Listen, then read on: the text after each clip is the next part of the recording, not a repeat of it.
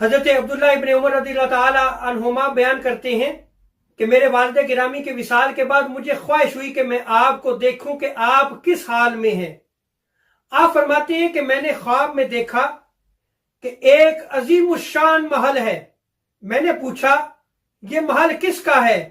تو فرشتوں نے جواب دیا یہ عمر بن خطاب رضی اللہ تعالی عنہ کا محل ہے۔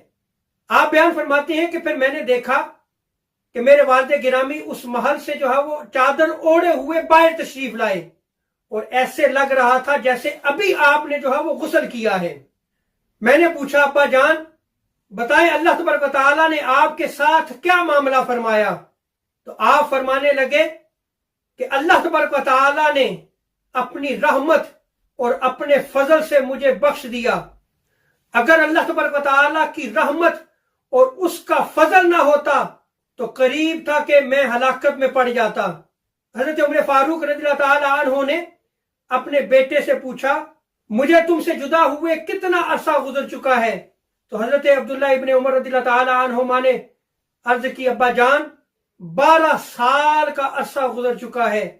تو حضرت عمر فاروق رضی اللہ تعالی عنہ نے فرمایا کہ 12 سال کے بعد آج میں حساب کتاب سے فارغ ہوا ہوں۔ اللہ اکبر!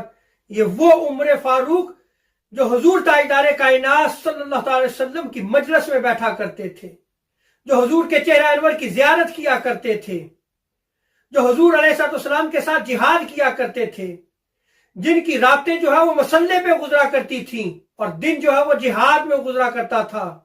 ان کا عالم یہ ہے کہ 12 سال جو ہے وہ اللہ کے حضور حساب کتاب دیتے ہوئے گزر گئے۔